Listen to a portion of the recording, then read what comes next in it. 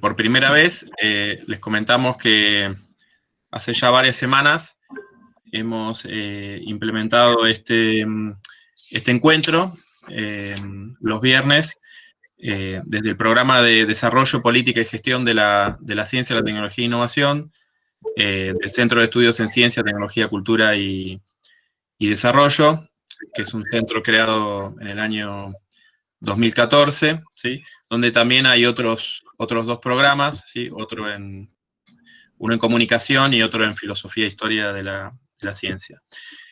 Y como saben, bueno, muchas de las actividades del CITECDE también están en estrecha vinculación con la maestría en Ciencia, Tecnología e Innovación que dictamos desde el año 2010 en la universidad.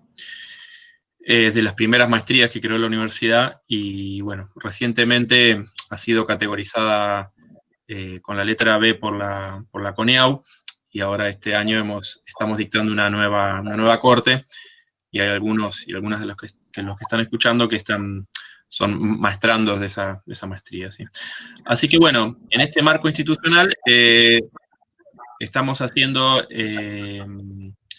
estos encuentros donde algunas veces son exposiciones de avances de tesis de la maestría, otras de investigaciones de investigadores del CITECDE, y en esta oportunidad tenemos dos presentaciones que corresponden a un libro que estamos escribiendo. Es una compilación con distintos trabajos, la mayoría vinculados a investigadores y investigadoras del CITECDE, y también hemos invitado a investigadores de otras instituciones también que trabajan estos temas de Argentina, ¿sí? Bueno, en este caso vamos a comenzar con hoy tenemos dos trabajos. El primero, entonces, es de Manuel Lugones y Vera Nevia, ¿sí? Manuel Lugones es investigador de la Universidad Nacional de Río Negro, acá en la sede andina, en Bariloche, y es docente también allí. Y Vera Nevia es becaria del CONICET en el Centro de Estudios Interdisciplinarios en Problemas Internacionales, que pertenece, tengo entendido, y si no, pertenece a la Universidad Nacional del Centro, si no me equivoco. El trabajo que tienen ellos para exponer, Manuel creo que estaba con un tema de salud, así que creo que no estoy seguro ahí si está conectado o no, pero bueno, estos días había tenido un tema de salud, ya está bien, pero bueno, estaba en recuperación. Así que no sé si va a exponer, pero la que sí está es Vera Nevia, y el trabajo, les decía, que van a exponer es los programas nucleoeléctricos de la Argentina, Brasil y México, un estudio comparativo de diferentes estrategias de desarrollo tecnológico, ¿sí? Entonces, bueno, lo presentamos a ellos. La mecánica que venimos teniendo es que son entre 15 y 20 minutos de exposición. Después se va a exponer el segundo trabajo, que después lo voy a comentar, de qué se trata. Es un trabajo de Luciano Levín. Y cuando terminen de exponer los dos, hacemos preguntas a ambos grupos, ¿sí? Bueno, entonces, Vera, ahí te escuchamos. Bueno, muchas gracias, Diego. Una pequeña aclaración, mi nombre en realidad es Nevia, el que parece el apellido es mi nombre. Perdón, lo invertí todo. No, está bien, es un error que cometen todos. Voy a empezar a compartir la pantalla para mostrarles la presentación. ¿Se ve ahí? Sí, ahí está apareciendo. Ahí está. Perfecto. Bueno, como comentaba Diego en la presentación, nuestro capítulo se titula Los programas nucleoeléctricos de Argentina, Brasil y México, un estudio comparativo de diferentes estrategias de desarrollo tecnológico. Y este capítulo tiene su origen en los trabajos de tesis de maestría de Manuel y de tesis doctoral mío. Manuel analizó la trayectoria nuclear de Argentina entre los 50 y los 80, si mal no recuerdo, y mi tesis doctoral está relacionada con la comparación en clave política de los programas nucleares de Argentina, Brasil y México, hasta los años 90. ¿Se me escucha ahí? Sí, yo te escucho bien, ¿eh? Perfecto. ¿Se escucha bien? Bien, gracias. Si podés poner a presentar el PowerPoint, así se ve más grande. Ahí está, perfecto. Ahí está. Bien, y ponerle ocultar en ese botoncito. ¿Cómo? ¿Ahí se ve bien? Sí, se ve bien. Te decía en ese botoncito de abajo que le pongas ocultar, así no lo vemos en la pantalla. Ah, ok, dale. Perfecto. Hay gente obsesiva acá conectada. Bueno, ¿por qué elegimos estos 3 países? En primer lugar, porque son países comparables en términos políticos, económicos y diplomáticos, en el sentido de que son 3 países federales, presidenciales, medianamente industrializados, y que suelen ser considerados potencias medias y con cierta capacidad de incidencia en el entorno regional. Son también 3 países que tienen grandes problemas de dependencia tecnológica y que, por lo tanto, han orientado varias de sus políticas a la búsqueda de autonomía tecnológica, y son 3 países que implementaron de forma exitosa programas nucleoeléctricos. Por ejemplo, en América Latina hubo otra experiencia, pero que fue una experiencia fallida, que fue la de Cuba. Finalmente, estos son los únicos 3 países que logran, digamos, llevar a buen puerto sus experiencias nucleoeléctricas. Ahora bien, ¿en qué contexto se llevan a cabo estas experiencias nucleoeléctricas? La idea no es meterse en tanto detalle con respecto a cómo van evolucionando la investigación de reactores y todo, pero sí me parece muy importante que se pueda resaltar una tendencia dual, hasta cierto punto contradictoria, pero en realidad complementaria, y es el hecho de que a partir de los 50 y ante la necesidad de recuperar las ingentes inversiones hechas por Estados Unidos en la tecnología nuclear desde sus utilizaciones bélicas y reorientarlas hacia utilizaciones civiles, lo que se va a dar es una tendencia a tratar de hacer la energía nuclear una alternativa atractiva para poder difundir esa tecnología en el resto de los países y de esa forma recuperar estas inversiones. El problema es la de la proliferación nuclear, que es una tendencia que acompaña a esta difusión de la tecnología nuclear en su vertiente pacífica. Por lo tanto, a partir de los 50, esta tendencia al control de la difusión de tecnología nuclear bélica, que va de la mano con la difusión de sus usos pacíficos, se concreta en el programa de Átomos para la Paz que Eisenhower presenta en el seno de las Naciones Unidas en el 53 y que trataba de difundir la cooperación estadounidense hacia países en desarrollo que buscaran empezar a desarrollar sus programas nucleoeléctricos, y por otro lado se concreta en 1957 con la creación de la Organización Internacional de Energía Atómica, que es una organización que va a tratar de ejercer un cierto control sobre los desarrollos nucleoeléctricos de los países a partir de la aplicación de salvaguardias. Es lo que se llamó el control a través de la cooperación. Pero además,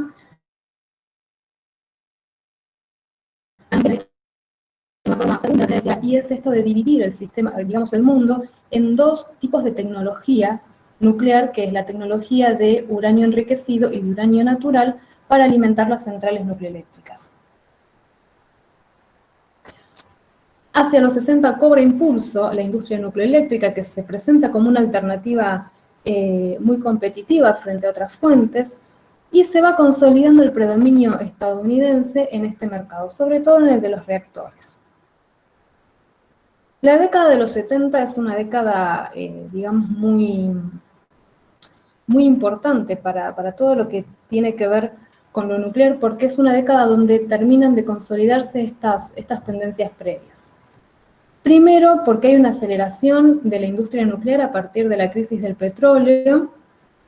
Y segundo, porque hay un montón de empresas de otros países que empiezan a querer romper este monopolio que estaba detentando Estados Unidos y que en cierta forma también tenía la Unión Soviética. Con lo cual entran empresas al mercado nuclear de países como Francia, como Canadá, Alemania, Japón, ¿sí? Es decir, que empieza a haber un impulso al comercio nuclear pacífico justamente para que estas nuevas empresas puedan ubicar sus productos. Al mismo tiempo, en 1974 tiene lugar el ensayo pacífico indio, es decir, la India logra hacer detonar un explosivo nuclear. Con lo cual, se pone en evidencia que todas aquellas políticas y medidas de no proliferación que se habían ensayado hasta ese momento habían dejado muchas lagunas.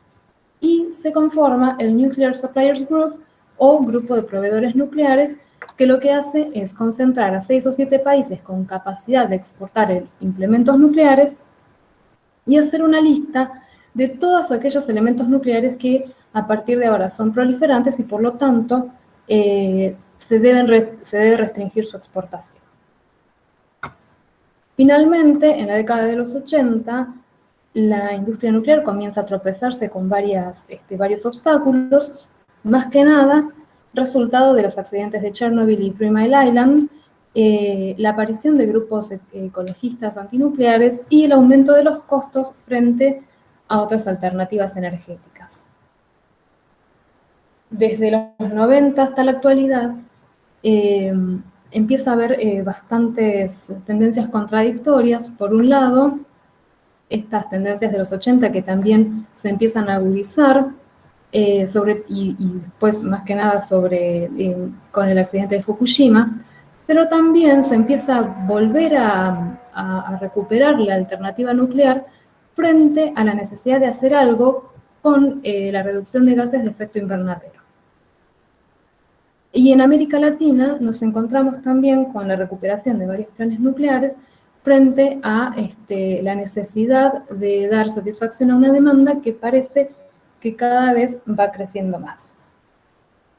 Una demanda energética. Bien, todo eso, ese es digamos, todas las tendencias internacionales que necesariamente impactan en los 3 casos en estudio. Por eso nos pareció muy interesante con Manuel hacer en la primera parte del capítulo, hacer todo un repaso con respecto al ámbito internacional y a los principales hitos. Como tengo entre 15 y 20 minutos, voy a tratar de ser lo más concisa posible con cada uno de los casos y por lo tanto es probable que deje cosas muy interesantes por fuera, pero bueno, en todo caso lo mencionamos en la etapa de las preguntas. Obviamente en los 3 países el interés nuclear comienza inmediatamente después de las explosiones de Hiroshima y Nagasaki, y hacia la década de los 50, en los 3 se concretan las comisiones nacionales de energía nuclear o de energía atómica. Desde el principio en Argentina, desde el decreto que le da origen a la CONEA, a la Comisión Nacional de Energía Atómica, la energía nuclear es pensada como un bien estratégico, no solamente desde el plano energético, sino también como un insumo muy importante para la industria y para lo que es el fortalecimiento de la autonomía económica y política. Vale la aclaración de que la tecnología nuclear tiene un gran componente de prestigio y de simbolismo político. en ese sentido. Organizacionalmente, en Argentina, la CONEA dependió desde sus inicios del Poder Ejecutivo Nacional, lo que le otorgó una autonomía que le permitió no tener que competir con otras agencias, y operó en un mercado, en un ámbito energético en Argentina muy atomizado. Y en ese sentido, la CONEA, digamos, una de las estrategias que utilizó para legitimarse fue tratando de complementar sus tareas con objetivos de desarrollo más amplio. Es lo que Hirschman en los 60 llamó unir las agendas de los problemas no privilegiados a aquellos problemas privilegiados del desarrollo.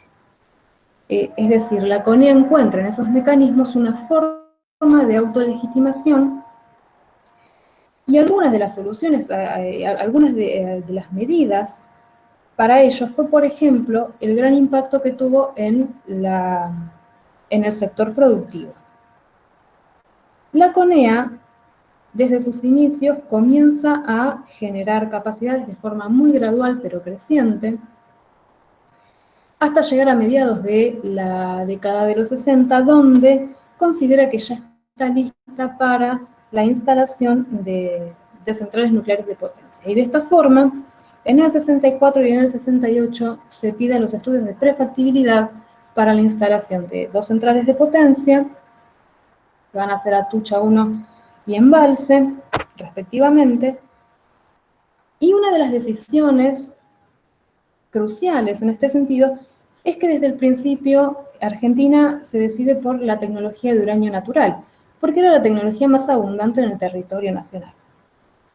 Y la utilización de agua pesada como refrigerante. Pero además, en su estrategia, que decide consolidar a partir de acuerdos con Kraftwerk Union, que es una subsidiaria de Siemens de Alemania, y con ASL de Canadá, la estrategia, tanto para Atucha 1 como para Embalse, va a estar basada en la apertura del paquete tecnológico, la transferencia de tecnología y la participación creciente de la industria nacional.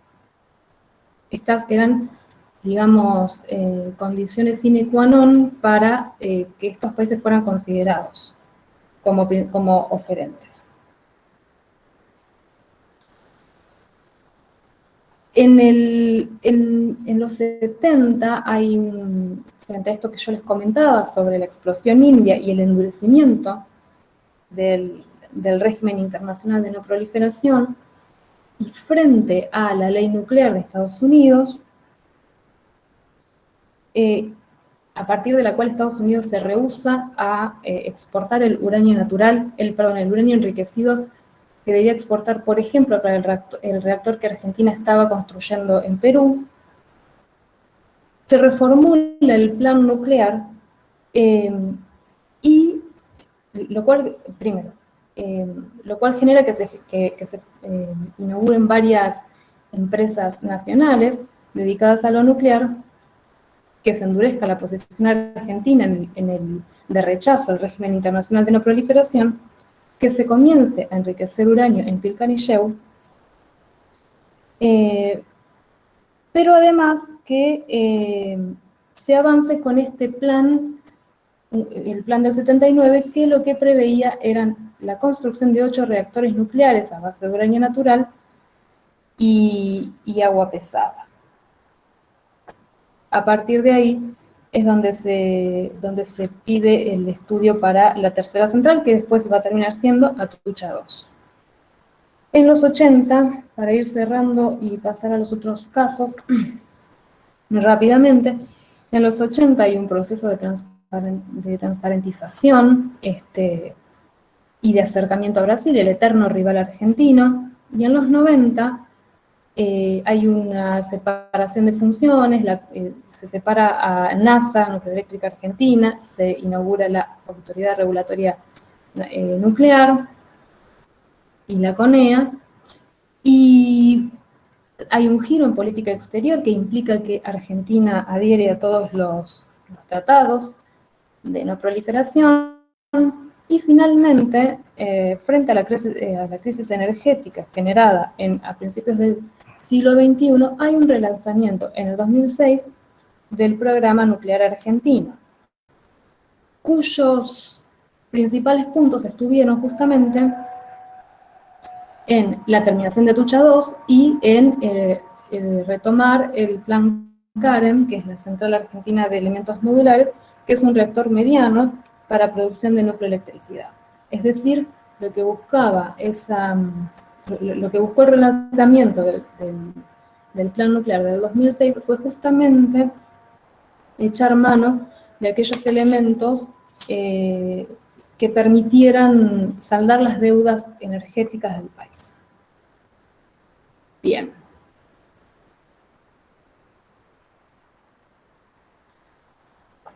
El caso de Brasil es muy complejo, es muy interesante. Brasil comienza su relación con lo nuclear un poco antes que los otros países, porque Brasil, con sus exportaciones de tierras raras y arenas monazíticas a Estados Unidos en 1940, de alguna forma contribuye al proyecto Manhattan.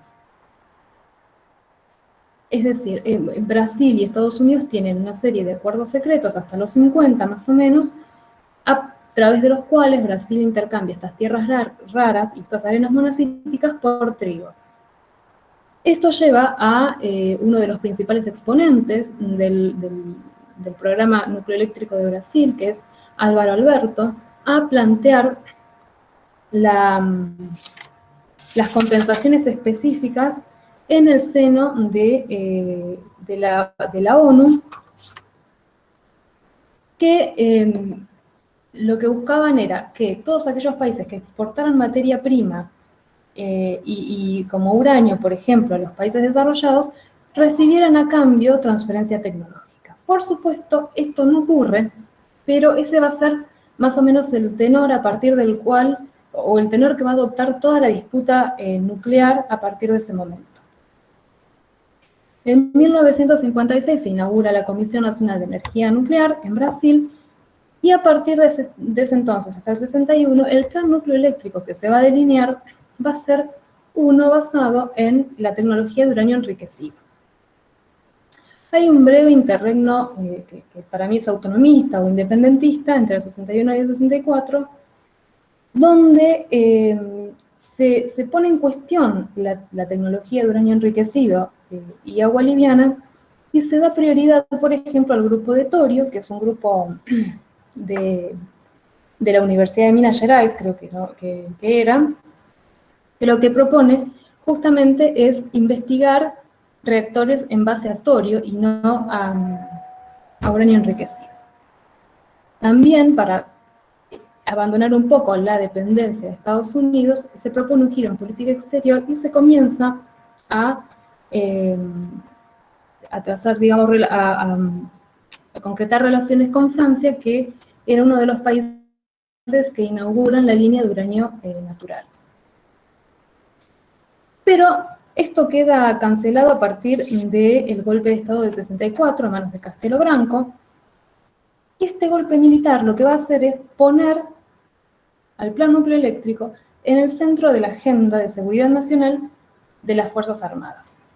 Con lo cual, el plan nucleoeléctrico de Brasil queda en el centro de la doctrina de seguridad. A partir de ese entonces se hace un acuerdo con Westinghouse de Estados Unidos para la primera central nuclear que sangra, pero luego, vista y considerando la gran dependencia que se seguía teniendo de Estados Unidos, se decide en el 70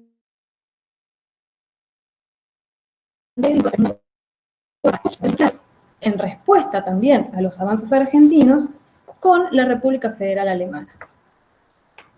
En este acuerdo, por supuesto, también se buscaba una estrategia de transferencia tecnológica y de apertura de paquete tecnológico, pero a finales de los 70, y viendo que esto no estaba siendo posible, lo que se hace es inaugurar el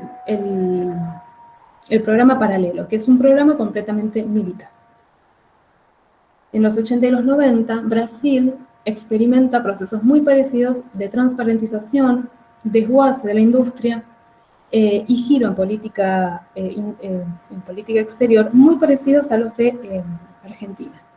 Y finalmente, el proyecto nuclear es relanzado con Lula da Silva en el 2004, pero no tanto orientado hacia lo nucleoeléctrico, sino más bien a la cuestión de la defensa y a la consecución de un reactor para un submarino nuclear.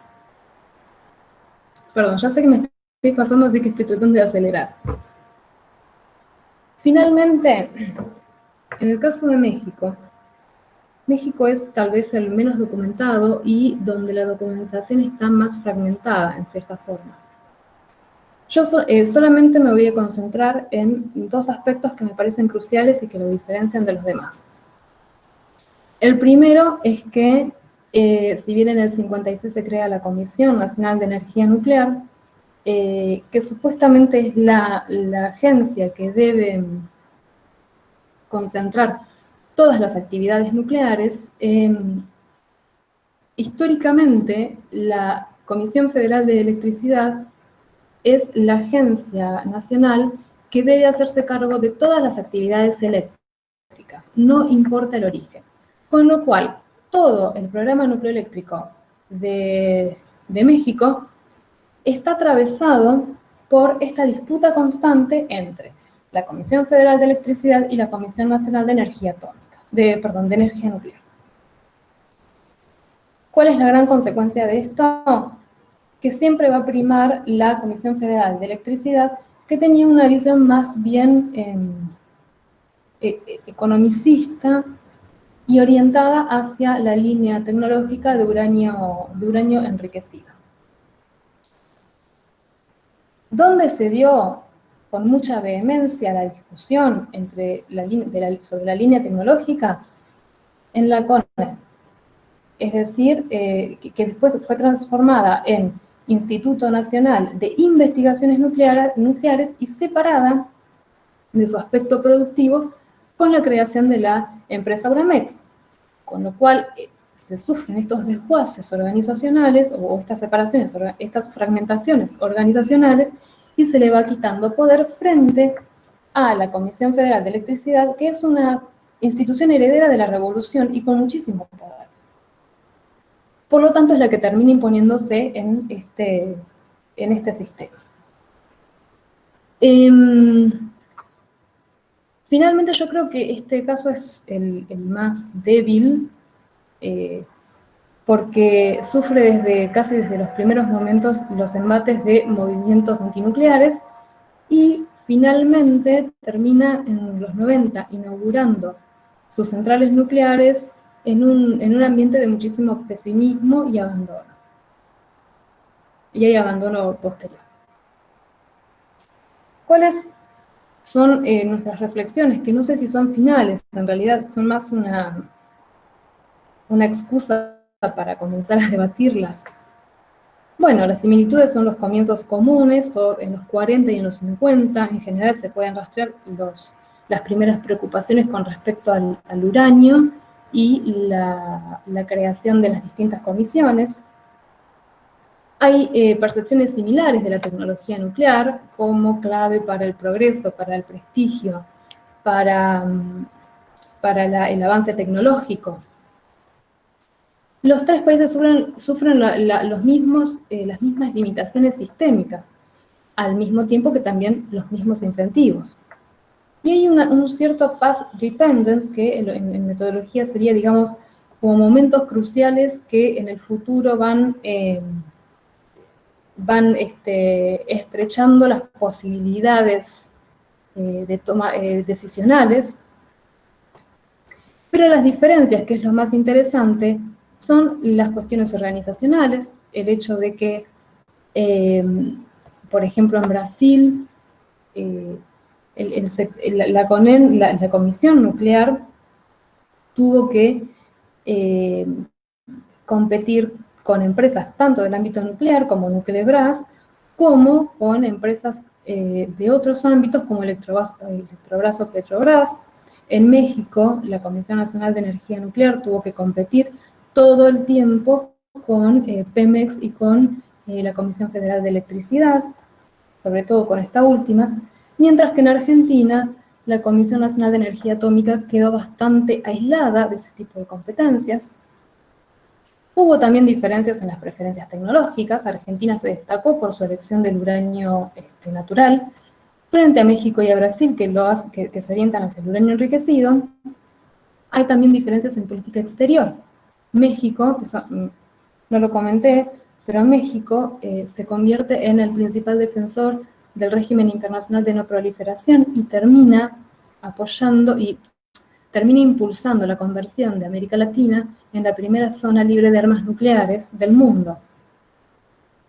Y, por último, con respecto a las presiones de otros actores, que está relacionado con el primer punto, con respecto a la fragmentación de los sistemas en donde operaron estas agencias, y a los lobbies que tuvieron que soportar. Bueno, eso fue la presentación, en lo que trataron de ser 20 minutos, pero me pasó un poco más, me parece, ¿no? Bueno, muchas gracias entonces por la presentación. No estuvo bien el tiempo, no te das problema. Nevia, entonces ahora te voy a decir Nevia. No, estuvo bien. Así que las preguntas, les pedimos entonces que los que tienen inquietudes las vayan registrando, se las anoten y las hacen después de la segunda exposición, ¿sí? Bueno, ahora en segundo término va a exponer Luciano Levín, ¿sí?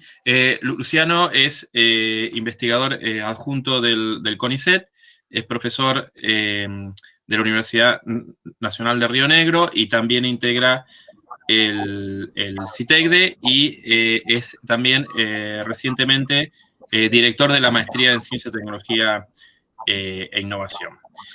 Y bueno, y es el organizador de estos encuentros, así que aprovecho y le doy las gracias también a él. Ahora está en el otro rol.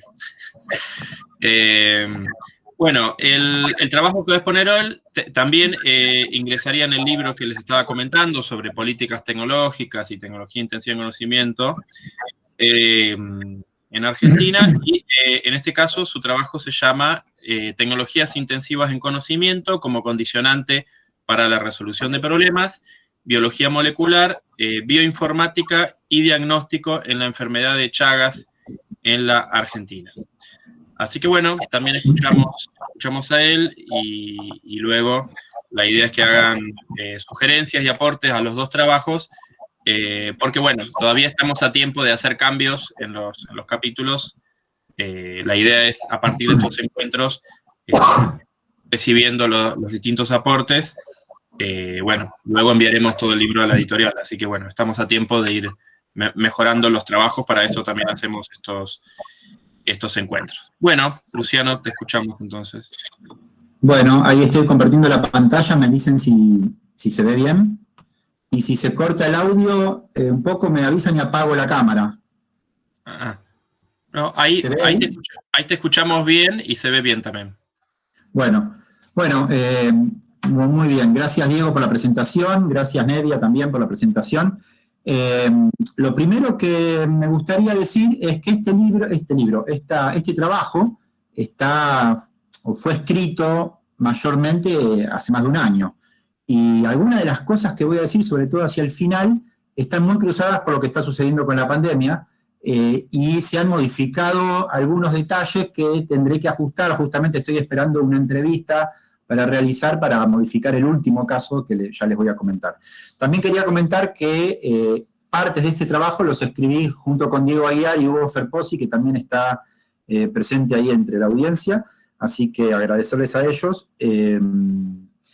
Y bueno, en tercer lugar, como decía Diego, este trabajo, como el de Nevia, son parte de un libro que se llama bueno, no me acuerdo el título exacto, no sé si lo tiene todavía al final, pero es sobre las tecnologías intensivas en conocimiento en Argentina. Y en general, los trabajos que venimos viendo en los seminarios en las semanas anteriores y los que faltan ver, están elaborados de una perspectiva de análisis de aquellas tecnologías exitosas o que han tenido algún resultado.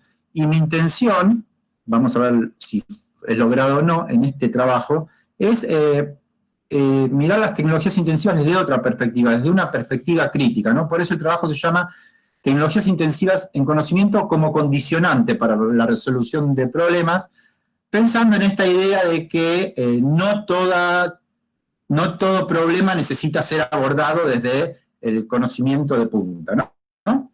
Entonces vamos a ello. El objetivo entonces de este trabajo es analizar 3 estrategias de inclusión de conocimiento intensivo para la resolución de la enfermedad de Chagas en Argentina. El primero es el proyecto Genoma del Trypanosoma cruzi, que es el parásito causante de la enfermedad, como una idea muy potente que fue hacia fines del siglo pasado, en la década del 90, principios del 2000, como la herramienta que iba a resolver la enfermedad.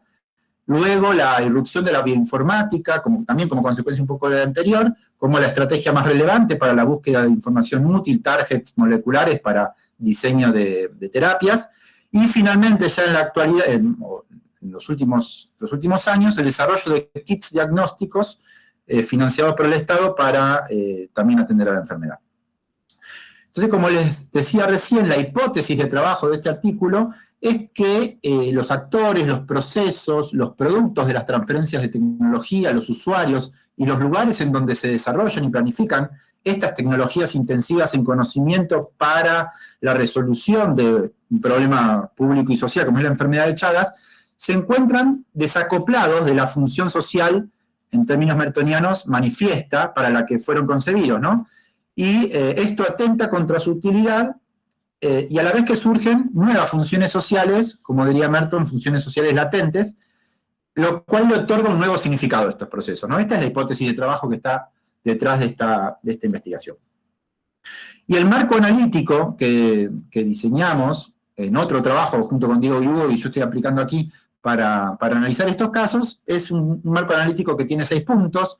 El primero va a analizar los actores, quién es que transfiere la tecnología. ¿Son los científicos? ¿Son las instituciones? ¿Son las empresas? ¿No? Pensar un poco en los actores tiene que ver con el diseño de políticas, tiene que ver con las funciones. O sea, no es lo mismo pensar en que los depositarios de esta función social son los científicos o son las instituciones, ¿no? Esto cambia radicalmente los procesos y las políticas.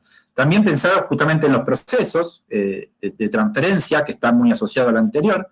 No es lo mismo pensar en actores individuales que en actores institucionales o públicos o privados.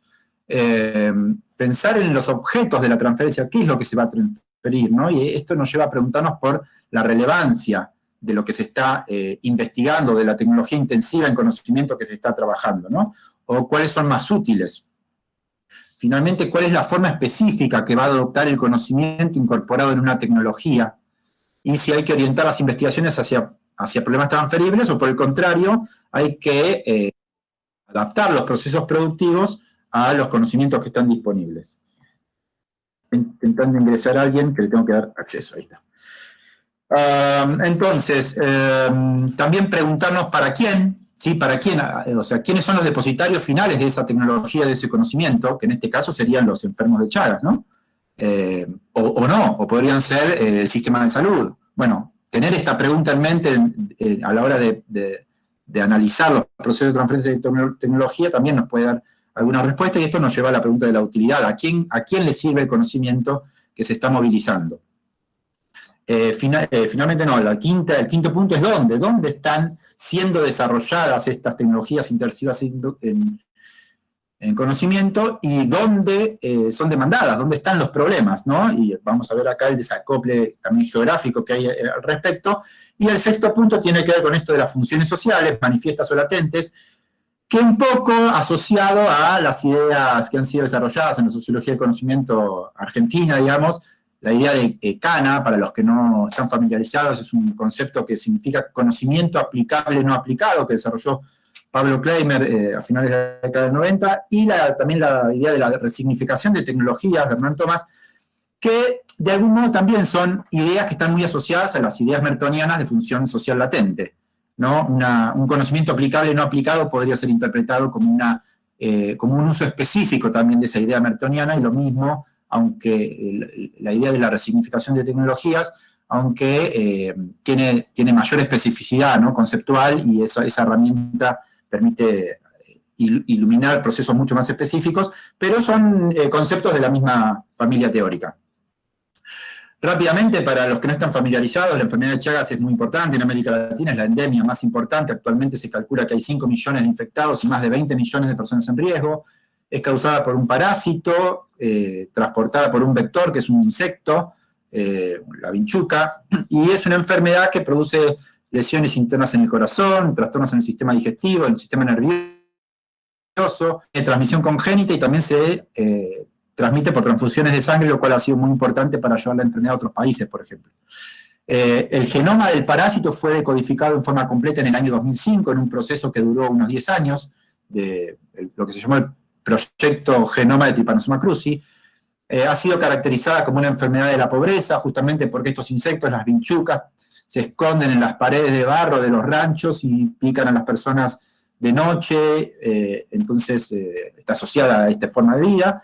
Y una enfermedad silenciosa porque los síntomas no son muy claros, muchos síntomas son silenciosos y se manifiestan muy tardíamente puede ser 10 o 20 años después de la infección, y al mismo tiempo estigmatiza a la persona que tiene la enfermedad, entonces no declaran tenerla o no se hacen los análisis porque es una enfermedad de la pobreza. Hay un solo medicamento, hay dos, pero que funcionan más o menos uno y tampoco funciona tanto, que fue desarrollado en la década del 60 por Roche, tiene un montón de efectos secundarios y su eficacia se sigue discutiendo. Y esta es la imagen clásica, digamos, de los análisis sobre esto. Sobre la izquierda hay un test de PCR o un análisis molecular de lo que es la enfermedad de Chagas, y a la derecha la realidad de la enfermedad, ¿no? Y entre esas dos imágenes que están puestas a propósito, muy, muy diferentes, es cómo ha sido concebida. Bueno, la ciencia investiga lo de la izquierda y la realidad es lo de la derecha, y esa transición entre uno y otro hace 40, 50 años que no se logra realizar. Esto tiene que ver, que está en pantalla, tiene que ver con un trabajo que estamos trabajando, está por ser publicado, para mostrar un poco la diversidad de los abordajes científicos, cognitivos que hay sobre la enfermedad de Chagas. Lo que está sobre la izquierda son un montón de formas de trabajar científicamente sobre la enfermedad. Cardiología, biología molecular, inmunología, parasitología, búsqueda de drogas, genética, proteómica, bueno, un montón está muy desarrollada la ciencia básica sobre la enfermedad, que la pudimos caracterizar en 4 grandes formas: trabajo sobre drogas, sobre pacientes, sobre parásitos y sobre vectores. No voy a andar más en esto, solo para mostrar que hay mucho, mucho, mucho trabajo científico sobre esto, y esto para mostrar también que la enfermedad de Chagas dejó de ser una enfermedad latinoamericana y hoy está presente en todo el mundo. Hay enfermos de Chagas en todos los continentes y hay investigación de Chagas en todos los continentes. Esto que está acá son resultados sobre la investigación en Chagas, como ven está ahí Francia, Estados Unidos, Japón, Suiza, Suecia, Holanda, Australia, Alemania, India.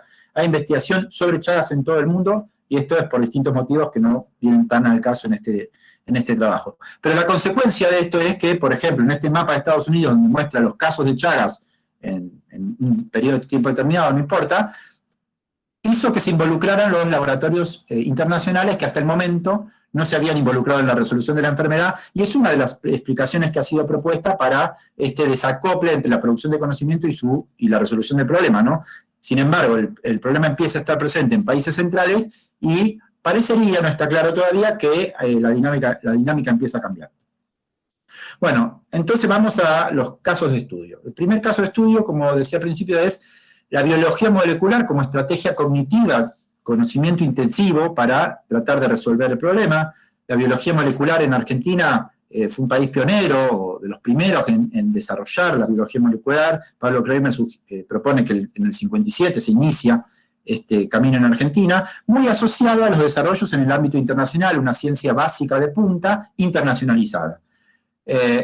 también ha sido escrito que esto sucede en procesos de integración subordinada, es decir, los desarrollos que se producen en el país, sobre todo a partir de la década del 80, están sometidos a relaciones subordinadas dentro de la distribución de trabajo científico a escala internacional. Y es aquí, en este contexto, que fue propuesto también el concepto de conocimiento aplicable no aplicado. De la biología molecular, entre el interés particular en el Trypanosoma cruzi, es decir, en el parásito de Chagas, viene de la década del 70, también asociado a investigación básica muy fuerte, una ciencia internacionalizada, a pesar de que el problema tiene interés local, el modo particular en que se investiga tiene que ver con las preocupaciones internacionales, y esta investigación es realizada casi exclusivamente en los centros de élite científica nacional. Esto hay un desacople acá, por ejemplo, con la MEPRA, ¿no? el organismo que había sido creado por Salvador Massa a principios, digamos, del problema, o de la descripción del problema de la enfermedad, donde estaba muy asociado a la erradicación en los lugares donde el problema, los lugares geográficos donde el problema estaba presente. Sin embargo, en biología molecular esto no ocurre. Y esto genera dos perfiles de grupos científicos que trabajan sobre la enfermedad. El grupo mayoritario, que son los grupos de élite internacionalizados, que publican en inglés, que están en la capital federal o en las capitales de alguna provincia, menos, pero alguno hay. Y grupos periféricos que en algunos casos sí operan en los lugares donde está el problema, pero que no tienen mucha relevancia en la producción de conocimiento nacional, y lo que se da entre estos dos grupos es una coexistencia indiferente, se ignoran y no intercambian mucho entre sí. Solo para ejemplificar, tres temas que se pueden caracterizar en estos perfiles: los estudios estructurales de proteínas o las quimioterapias en laboratorio, ¿no? Los estudios inmunológicos y serológicos en modelos murinos, es decir, en ratones, y el proyecto Genoma de Trypanosoma cruzi, que va a dar lugar al segundo caso de estudio, que es la bioinformática a partir de la década del 2000. Sí, la bioinformática es una disciplina que en Argentina tuvo origen como, digamos, heredera de la biología molecular. Son los biólogos moleculares los que empiezan a estudiar técnicas de programación, se empiezan a relacionar con los grandes datos moleculares, de modo que la bioinformática queda acoplada a las dinámicas de trabajo de la biología molecular. Esto comienza en el Instituto de Investigaciones Bioquímicas y Biológicas de la Universidad de San Martín. También hay antecedentes en la Universidad de Quilmes. Yo hice un curso, casualmente, yo soy biotecnólogo, en el año 2000, hice un curso de bioinformática, creo que el primero o el segundo que se daba en la Universidad de Quilmes, y finalmente en el INGEBI CONICET. Fíjense, son tres instituciones que están en, bueno, Capital Federal, bueno, San Martín está cruzando la General Paz, ¿no? Pero está ahí, no es que están en Chaco, Formosa. Estos grupos también se desarrollan asociados al proyecto Genoma de Trypanosoma cruzi, que había empezado en el año 93 y se termina en el 2005, por la necesidad de análisis de datos, ¿no? Moleculares de gran escala. Como decía, son biólogos moleculares reconvertidos y se reproducen estas dinámicas. Y aquí dentro de la biología molecular hay una doble vara para medir o para caracterizar o para tener en cuenta a los bioinformáticos. Por un lado, aquellos que señalan que los bioinformáticos no son más que técnicos auxiliares de la biología molecular a los que recurren cuando necesitan analizar algún dato, y un poco después esto se va transformando, pero convive con la visión de la bioinformática como un conocimiento mainstream al que sobre todo se recurre para el diseño de proyectos, ¿no? Involucrar a la bioinformática en proyectos de biología molecular es una herramienta retórica muy potente para acceder a la financiación. Y el tercer caso de estudio, ya más en la década del 2010, ¿sí? Son el desarrollo de test diagnósticos de Chagas asociados a los fondos sectoriales para el sector salud implementados en el año 2011. ¿Sí? Fue una línea de financiación orientada al desarrollo de técnicas diagnósticas en Chagas congénito y diarrea infantil, y de acá salieron financiados 3 proyectos para el desarrollo de kits de Chagas congénito. El primer proyecto fue un kit de alta especificidad de real-time PCR, ¿sí? Un proyecto que fue presentado en un consorcio público-privado de 3 instituciones, el INGEBI, un instituto público, el Instituto Nacional de Parasitología Fatalacha Ben, es esa sigla que le puse yo, no existe la sigla, la inventé yo, pero es el Instituto Nacional de Parasitología, que también está en Capital Federal, y una empresa nacional, Wiener Lab, ¿sí? Este proyecto tenía apoyo del programa para la investigación en enfermedades tropicales, el TDR de la Organización Mundial de la Salud, lo cual da cuenta del nivel de internacionalización del proyecto, y en la propuesta original que se presentó al FONARSEC, se incluyen retóricamente las maternidades de distintos lugares del país como lugares donde se va a testear el kit, ¿no? Sin embargo, debido a los actores, debido a las instituciones, fíjense el INGEBI, el Instituto Nacional de Parasitología, y la empresa nacional también está asociada a investigadores, o sea, los participantes de la empresa son investigadores del CONICET, está asociado a dinámicas academicistas. Si esto le imprime una dinámica especial al desarrollo del proyecto, se desarrolla en centros urbanos, como Capital Federal, con dinámicas de internacionalización, y los sectores externos, como las maternidades o los enfermos, están ausentes en todo el desarrollo del proyecto y no han sido incluidos para su desarrollo. No sé si alguien está escribiendo.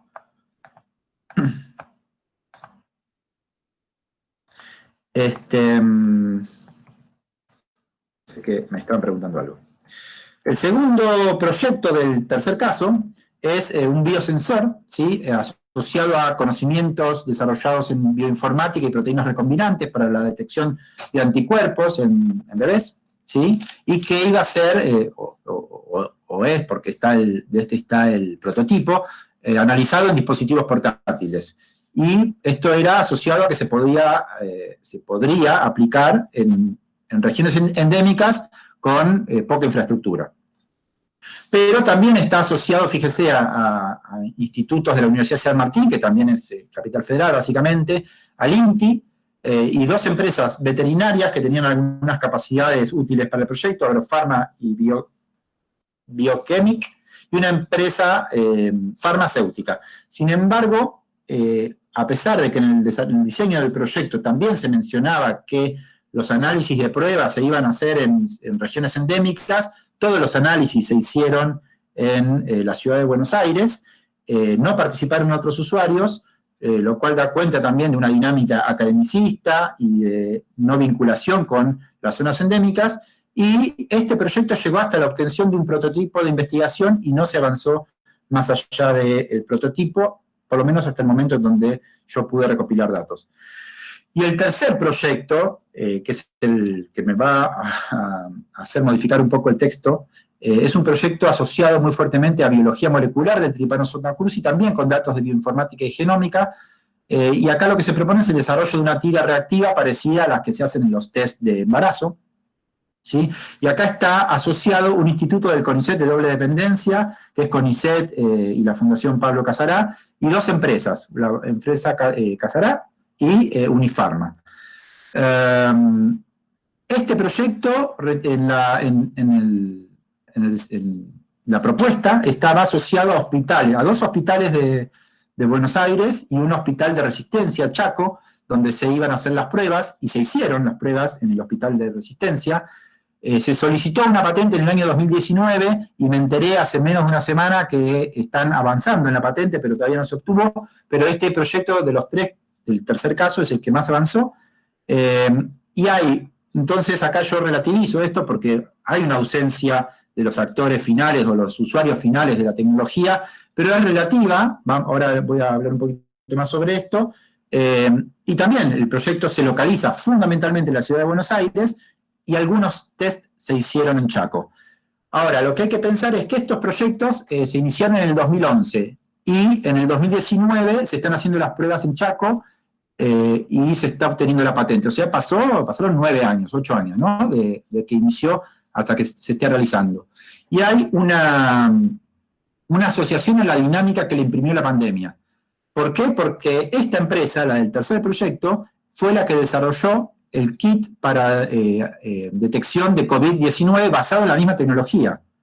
La misma tecnología desarrollada, bueno, no fue desarrollada para Chagas, pero aplicada a este caso, que tardó 8 o 9 años en la solicitud de una patente, en 4 meses desarrolló un test para la aplicación de COVID.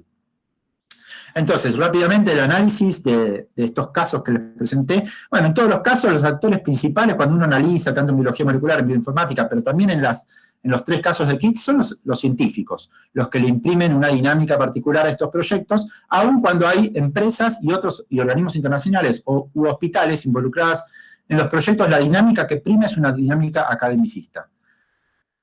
¿Cómo se transfiere? Bueno, en general, todos los proyectos dependen fuertemente tanto del equipamiento, sobre todo en los 2 primeros proyectos del tercer caso, son equipamientos que valen arriba de $80.000, imposibles de adquirir para regiones endémicas, hospitales o salas de salud, y de recursos humanos altamente capacitados, ¿sí?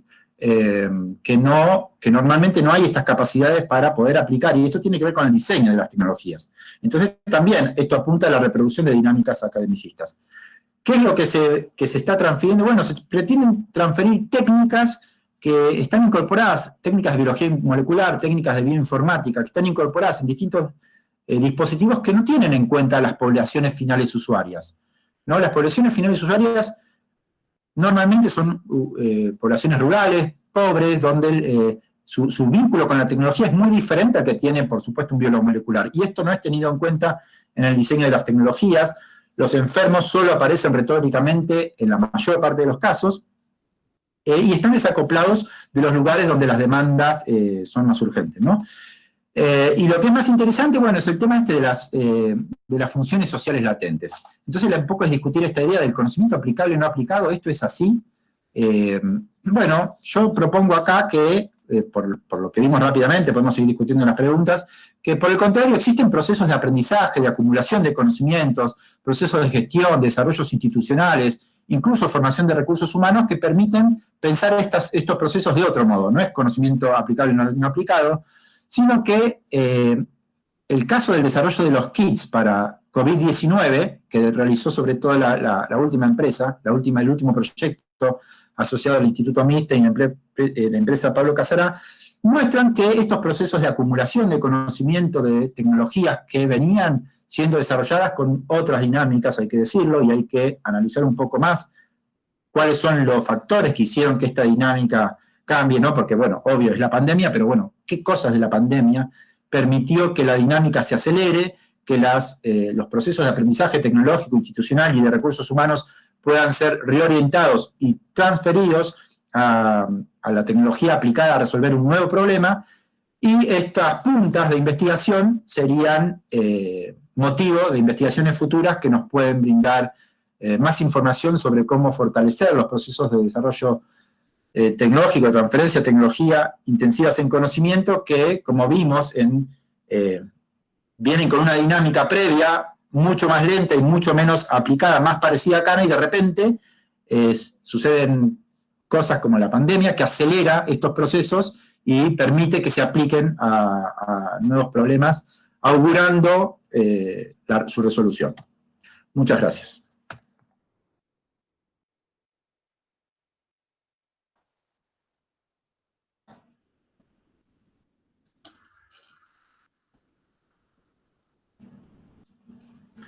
¿Hola?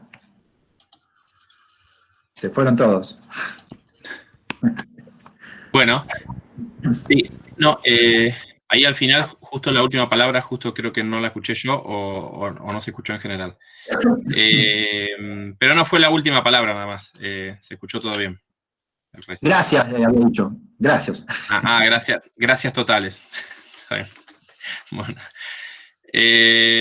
Bueno, muy bien. Bueno, muchas gracias ahí a los dos expositores, al expositor y a la expositora. Bien, entonces ahora pasamos directamente a las preguntas que tengan a ambos, ¿sí? Así que bueno, pueden directamente prender el micrófono y hacer las preguntas, y si se van acumulando muchas, bueno, las van pidiendo para hablar por el chat. Pero bueno, de cualquiera de las dos maneras, ahí podemos iniciar las inquietudes o preguntas, consultas que tengan. Ahí creo que Luciano es el primero que se anotó. A ver si hay alguien atrás. También Santiago, Santiago. dale, déjame a mí para el final. Bueno, Santiago, Caderé.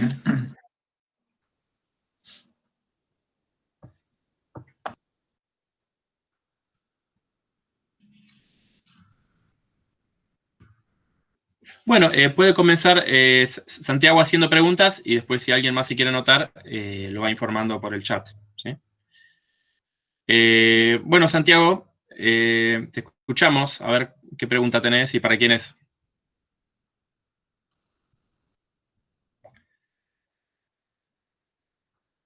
Ah, va a preguntar por el chat. Es para Luciano.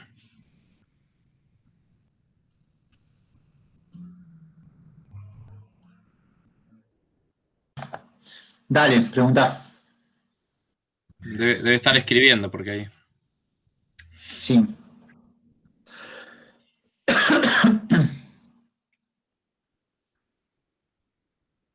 Después Ana Clara también se anotó. Bueno, Santiago pregunta, leo yo por si alguien no puede mirar el chat, sobre el concepto condicionante, si no está relacionado con el determinismo tecnológico en algún punto. Pregunta. ¿A qué te referís con el concepto condicionante? Porque estaba en el título, Luciano, debe ser eso. Viste que en el título decías vos la palabra. Ah, como condicionante. Creo que se debe referir a eso. Ah, ok. Sí, no es un concepto, sí, no está puesto como un concepto, sino como limitación o como, no fue la intención incluirlo en el título como condicionante, no es un concepto que esté abogando en una escuela teórica, simplemente es una palabra que quiere dar cuenta de, a ver, porque lo que intento decir en el título y discutir en el trabajo es esta idea de que las tecnologías intensivas en conocimiento resuelven problemas, o los problemas deben ser resueltos mediante tecnologías intensivas en conocimiento, ¿no? Entonces, un poco lo que intento discutir en el texto es que en el caso de Chagas, sostener un rumbo tecnológico asociado a tecnologías de punta en cada momento histórico fue un condicionante para que el problema se resuelva. O sea, estar pegado a la biología molecular, estar pegado a la bioinformática, estar pegado a kits de diagnóstico con la última tecnología de RT-PCR o de esta última, que ahora no me acuerdo cómo se llama, es un condicionante para o yo propongo, no lo quiero decir tajantemente, para la resolución del problema. Ahora, justamente lo que decía sobre el final es que los sucesos de los últimos meses resignifican un poco este texto que fue escrito hace un año, porque de repente, ahora se solicitó la patente a fines en agosto del 2019, creo que se solicitó, ahora están escribiendo una parte de una segunda parte de la patente, no sé específicamente cómo es todo ese proceso, y se están, sobre el tercer kit, ¿no? Y se están testeando esos kits en hospitales de Buenos Aires y de Chaco, lo cual, en uno de los casos, todos los que presenté, modifica un poco la interpretación, pero un poco nomás, porque si uno ve que en 10 años, por poner un periodo, los avances no fueron tan sustantivos y de repente, en 3, 4 meses, hay muchos avances, bueno, no es que no se podía hacer, sino que la dinámica, lo que yo sostengo, ¿no? Que la dinámica academicista, internacionalizada, de inclusión de instituciones de punta, etcétera, etcétera, actúa como en contra o como condicionante de los procesos de transferencia tecnológica concreta. A eso se refiere. Perdón, ahí van las preguntas primero, ¿no?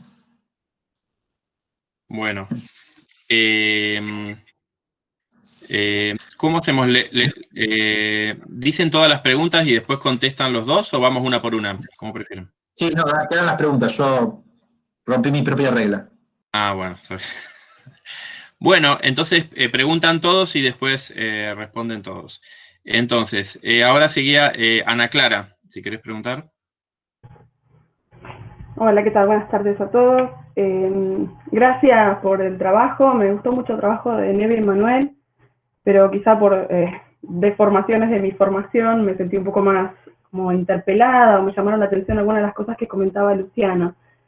Primero, nada, una casi duda, observación, es una pavada, preguntarle a Luciano si dentro de los temas que él relevó relacionados con biología molecular, que entiendo que es donde está poniendo un poco el foco, no había algo relacionado con ensayos clínicos, marcadores para mejorar el diagnóstico en el tema de neonatos, por ejemplo. Digo, me llamó un poco la atención que no había nada del plano clínico que se relacionara con biología molecular, pero porque no tengo idea de Chagas, en general. Pero algo sobre lo que sobre todo me quedé pensando es que yo no estoy tan segura, si bien comparto pleno el tema del desacople que él identifica, no estoy tan segura que en el caso particular de que exista una dependencia de equipos o de recursos humanos, en el caso de las PCR, que es lo que prima en su análisis, hoy estemos hablando de que sean tecnologías poco accesibles o que solo se encuentran en las ciudades capitales.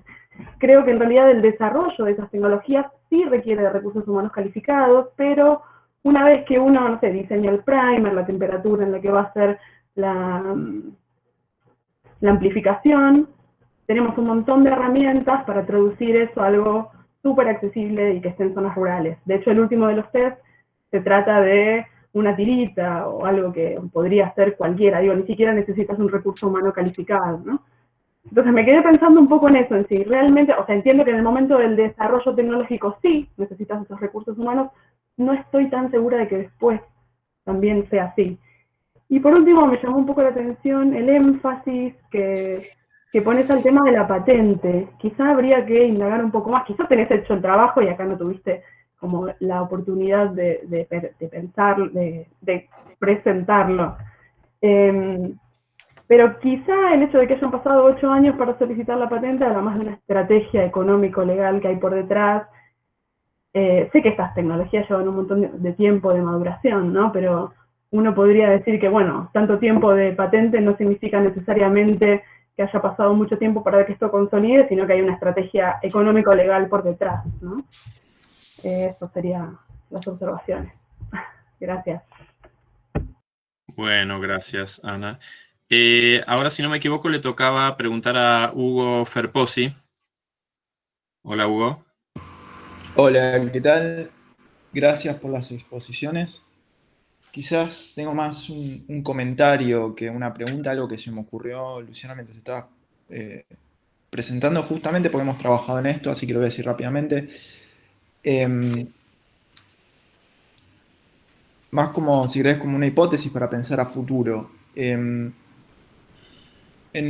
todos estos desarrollos que estuvieron discutiblemente cerca de plasmarse en aplicaciones de uso local y qué sé yo, no no se ve tan fuerte la presencia de grandes actores internacionales globales.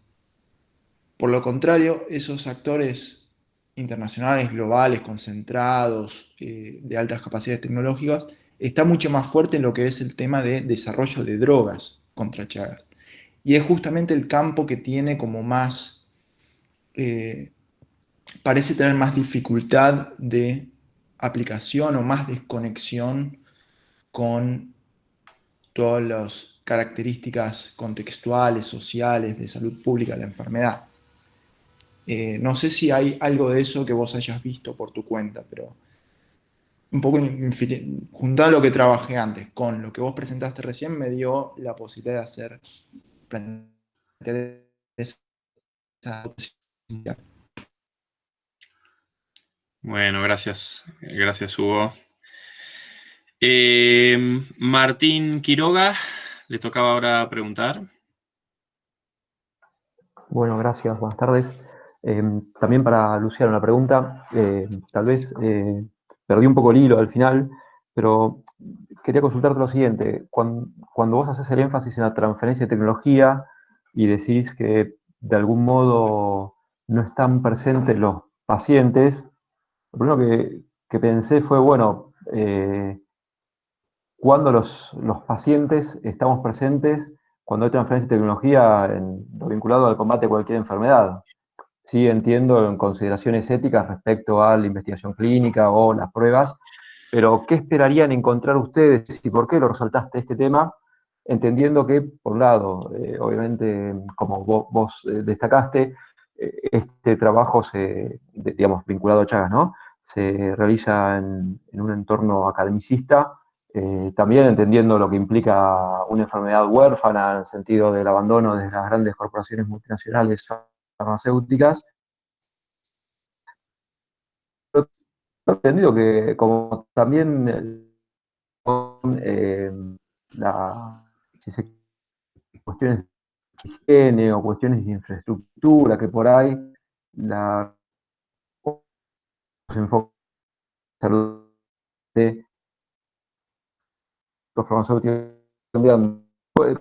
El Ahí no se está escuchando, me parece, Martín. no otro. Se te escucha un poco entrecortado lo último que dijiste.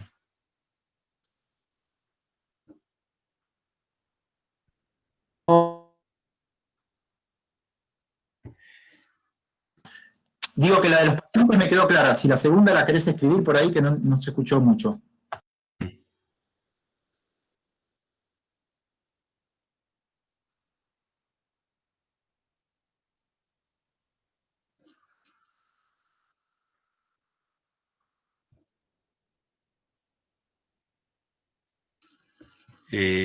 ¿Nos escuchó? ¿Nos estás escuchando, Martín? Ahí dice que va a escribir. Bueno. Vale, gracias. Mientras él va escribiendo la segunda parte de la pregunta u otra pregunta, le damos lugar entonces a Juan Christensen, que también se había anotado para preguntar. No sé, Juan, si querés hablar. Ahí está. ¿Y se escucha? Sí, te escucho perfecto. Perfecto. Bueno, la pregunta es para Nevia, porque el tema me interpela directamente. Yo estoy investigando el diseño y producción de reactores de investigación en Argentina. Y mi pregunta era, porque en algún momento decís que en los 90 por ahí se cae un poco el proyecto nucleoeléctrico por un tema de costos y que empiezan a aparecer algunas tecnologías como alternativas. Primero era, ¿cuáles son esas energías alternativas ante la demanda eléctrica? Y si es real, digamos, el tema de que es difícil o es más caro si es a partir de energía nuclear, o tiene que ver con algún otro aspecto, como por ejemplo toda la movida antinuclear que hay, porque digo, en el 2006 empieza a resurgir nuevamente el proyecto, entonces digo, en muy pocos años cambia la perspectiva, entonces por ahí va mi pregunta, lo mismo pasa en Brasil, como vos decís, en el 2004, más que nada era ver si es real que el costo es más alto, o es más difícil la producción, o lo que fuera, o tiene que ver por otro lado, y se usó eso como excusa, digamos, para trabar todo el tema. Gracias. Bueno, gracias, Juan. Ahí María Fernanda, la leo yo, porque la escribió por el chat, no sé si tiene algún inconveniente de conexión, así que supongo que por eso lo habrá escrito. Dice para Nevia, ¿cómo influye la adopción temprana de Argentina, su involucramiento en estas tecnologías? ¿Por qué la CONEA se funda en 1950, cuando internacionalmente la Comisión Internacional surge 7 años después? Es decir, ¿nos genera una ventaja haber adoptado tempranamente estas decisiones? Esa es la pregunta de María Fernanda. Y la última pregunta de Juan Martín Quiroga, entonces, que la escribió, dice, redondeando, ¿qué esperaban describir respecto de la ausencia de los pacientes en los procesos de transferencia de tecnología? Y Juan Pablo Camani tiene una pregunta, a ver si lo podemos escuchar. Hola, Juan Pablo. Hola, Diego. ¿Qué tal, Diego? Bien. Gracias a los dos expositores. Me resulta muy interesante Una pregunta para Luciano tengo. Me resulta interesante lo que comentabas de lo que te llamaba la atención de la velocidad con la cual apareció el tema del kit para el COVID. Y mi pregunta es, ¿qué pensás vos, o sea, del rol de las empresas en este proceso? Porque lo que me surge como interrogante es, si esto aparece tan rápido, en realidad es que no es que no ha ocurrido esa transferencia. O sea, la transferencia ha ocurrido, lo que pasa es que no se termina de cristalizar en un determinado producto, en definitiva, por determinadas cuestiones, pero cuando aparecen determinadas circunstancias o determinado contexto, aparece, y no aparece de la nada porque hay toda una acumulación de conocimiento y de tecnología que ha ocurrido durante todo este tiempo. ¿Se escuchó? Sí, perfecto. Bien. Mi pregunta para Nevia, y después que... Sí, y yo tenía unas muy breves preguntas, pero bueno, si no alcanza a responder, no pasa nada porque veo que hay un montón de preguntas. Para Nevia, quería preguntarle cuál es centralmente el objetivo del trabajo. Es decir, es hacer un análisis de cada una de las trayectorias en estos 3 países que nos comentaste, o es focalizarse en las diferencias. Ahí por ahí no me quedó claro cuál es la búsqueda, ¿no? Y cuál sería el modelo explicativo que estarían utilizando para hacer ese análisis tecnológico, histórico o sociotécnico que están proponiendo, ¿no? Sí, cuál sería el enfoque teórico. Y después para Luciano, bueno, como mencionaste que estás trabajando los conceptos de función manifiesta y función latente de Merton, bueno, ¿cómo uno identifica cuál sería la función manifiesta de los distintos actores que vos mencionás y planteás, ¿no? Es decir, de los grupos de investigación, de las empresas, etcétera. Es decir, porque, no sé, me resulta por ahí, bueno, o no me resulta claro cuál sería, la latente me parece que, bueno, vos te concentrás en estos efectos que tendrían estas investigaciones, lo que mencionaste al final, de la acumulación de conocimientos, ¿no? Que se pueden aprovechar después en distintas problemáticas, ¿no? Pero la función manifiesta, ¿uno cómo la mediría? Es decir, ¿cuál sería el referente empírico para plantear, no, mirá, los biólogos moleculares tendrían la función manifiesta X, pero en realidad terminan teniendo la latente que es J, ¿entendés?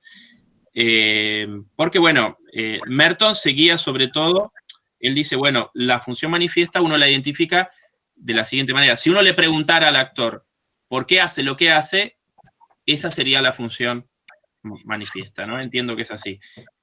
Porque acá a mí me parece que se cruzan como diferentes, uno lo puede, es el referente empírico para la función manifiesta, uno lo podría encontrar o preguntándole a los científicos, o también otra cosa es el discurso de las políticas, ¿entendés? Eso es lo que no me termina de quedar claro. ¿Cuál tomás vos? ¿Lo que dice la política de lo que hacen los científicos, lo que deberían hacer los científicos, o lo que los propios científicos dicen que ellos quieren hacer? No sé si se me entendió, pero sí, esa es la duda que me queda, ¿no? Porque son dos discursos fuertes y son diferentes, y uno podría tomar cualquiera de los dos, me parece, para la función manifiesta. Pero bueno, esa es la duda. Bueno, entonces pasamos tengo una pregunta para Nevia. A Nevia primero, y después ella contesta todas las preguntas de ella. Ah, vos también querías preguntar, Luciano. Sí, una cortita, Nevia. Yo quería agregar, o que comentes un poco porque, a ver, son 3 ejemplos, Argentina, Brasil y México, y hay una dimensión geopolítica, me parece, no sé nada, la verdad es que más de lo que leí del texto de ustedes, algún otro, no sé mucho de energía nuclear, pero la dimensión geopolítica, la cercanía de México con Estados Unidos, la inminencia en distintos momentos de la historia o la Guerra Fría, ese tipo de cosas tuvieron, o me parece que tienen que tener algún impacto y son elementos explicativos, ¿no? Que no aparecieron en la presentación, seguramente lo tenés trabajado, pero era incluir esa pregunta. Gracias. Bueno, entonces ahora sí, contesta primero Nevia y después Luciano. Bueno, muchísimas gracias por las preguntas. Aquí sí voy a recurrir a mi compañero Manuel Lugones, que se hizo presente finalmente. Les cuento. Voy a centrarme en responder la pregunta de Luciano y la pregunta de María Fernanda, ¿sí? María Fernanda, gracias por tu pregunta. En realidad, no sé si fue tan determinante el hecho de que la CONEA se haya inaugurado en 1950, 7 años antes que la OIEA, y te cuento por qué. Porque desde el 46, cuando se crea la ONU, también se crea paralelamente una comisión de energía atómica dentro de la ONU. Lo que hace la OIEA es constituirse como un organismo, digamos, de la familia de las Naciones Unidas, pero separado. Pero funcionaba desde la creación de la ONU una comisión específica para la política nuclear internacional. Y además, yo siempre aclaro esto, que el hecho de que haya comisión o no implica que el Estado, que fue un Estado monopólico con respecto a la tecnología nuclear hasta ese momento, que fue Estados Unidos, es decir, el hecho de que no haya existido la ONU, la OIEA, no quiere decir que este Estado que tuvo el monopolio de la tecnología atómica hasta los 60, no haya actuado unilateralmente. Y esa actuación unilateral sí tuvo impacto en los países. Hubiera de por medio organización internacional o no. Entonces, yo creo que en Argentina tuvieron impacto muchas otras cuestiones, como la línea tecnológica elegida, como la organización interna, como ciertas posturas de política internacional, pero creo que la ONU, que la OIEA no sería un factor de tanto impacto. De hecho, Argentina formó parte de ella desde los principios. Con respecto a Luciano, te voy a contestar la cuestión de la dimensión geopolítica y primero que nada te voy a comentar que sí, soy consciente de que no aparece prácticamente en el capítulo, y es porque, bueno, imagínate que la tesis de Manu y mi tesis en total suman 500 páginas y acá tenemos que reducirlo en 32 y por lo tanto se pierden muchísimas cosas, pero creo que es uno de los aspectos más ricos de este tema. Yo soy licenciada en Relaciones Internacionales y me introduje en el estudio de la política nuclear porque a mí me permitía me permitió ubicar una intersección donde se juntan la ciencia y la tecnología y las relaciones internacionales, que para mí es fabuloso, es fascinante. Geopolíticamente es muy interesante. México está muy condicionado por su cercanía con Estados Unidos, incluso a pesar de que busca mantener una política exterior independiente y autónoma. Por eso, durante la Guerra Fría, es uno de los pocos países que defiende el gobierno revolucionario de Cuba, lo cual le trae muchísimos problemas en la crisis de los misiles de 1962. Y es esa crisis de los misiles del 62 lo que trauma de tal forma a López Mateos, que era el presidente mexicano en ese momento, que decide impulsar el Tratado de Tlatelolco. Y el Tratado de Tlatelolco, que constituye a América Latina como una zona libre de armas nucleares, también impone ciertas restricciones a los países con respecto a las tecnologías que pueden transportar en sus territorios y que pueden desarrollar. Y México lo sufre a eso. Hay un impacto en México de eso. Por otra parte, también hay una gran influencia de Estados Unidos con las relaciones que mantiene con sus propios científicos nucleares. Las relaciones de cooperación son principalmente con Estados Unidos, específicamente con el MIT y con la Universidad de Princeton. Todos en general son formados ahí y tienen gran influencia de las agendas de investigación de Estados Unidos. Por otra parte, con respecto a Argentina y Brasil, Brasil es muy importante para Estados Unidos y por lo tanto Estados Unidos busca todo el tiempo inmiscuirse en los asuntos nucleares de Brasil y mantener la asociación estratégica. hacia mediados de los 70, Brasil busca desprenderse de esa dependencia porque no le está sirviendo, porque no hay una transferencia tecnológica. Y Estados Unidos trata de utilizar la rivalidad entre Argentina y Brasil para, bueno, aplicar el divide et impera, ¿no?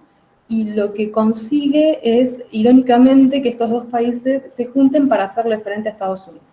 Y con respecto a Argentina, en realidad su preocupación geopolítica eran los Estados Unidos, no era Brasil. La política exterior de Argentina está todo el tiempo mirando hacia las políticas restrictivas de transferencia de tecnología de Estados Unidos, no de Brasil. Brasil sí miraba un poco de recelo el programa nuclear argentino, pero en Argentina no era lo mismo.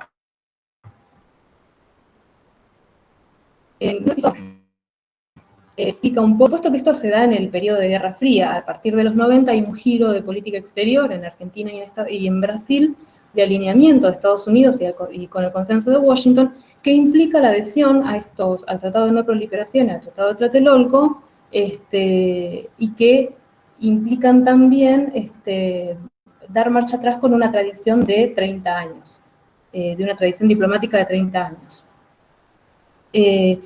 Es súper fascinante, pero es muy extenso. No sé si eso empieza por lo menos a responder, y te invito a que, si seguís con curiosidad, te invito a que bucees en ese universo que es fantástico. Y bueno, Manu, si andás por ahí, querés responder la pregunta de Juan Christensen y de Diego Aguiar. Hola, ¿qué tal? Buenas tardes a todos. Perdón que no abra la cámara, no estoy en condiciones de abrirla.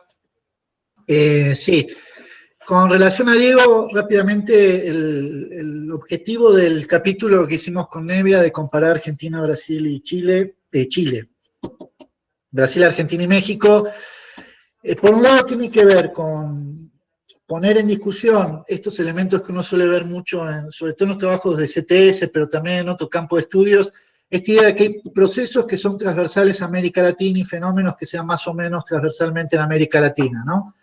Los tres países más o menos simultáneamente crean sus comisiones de energía atómica, los tres países más o menos simultáneamente crean sus respectivos consejos científicos y tecnológicos. Sin embargo, las estrategias que siguió cada uno de estos países fue muy distinta y por lo tanto los resultados obtenidos han sido muy distintos. Entonces, de alguna manera, lo que nosotros estamos jugando en este capítulo con Nevia es, tomando en el campo nuclear, tres casos de países que se propusieron, o al menos discursivamente, los mismos objetivos, en términos de beneficios de desarrollo de la tecnología nuclear a escala nacional, pero que las estrategias adoptadas fueron muy distintas entre uno y otro país y por lo tanto los resultados alcanzados fueron muy distintos.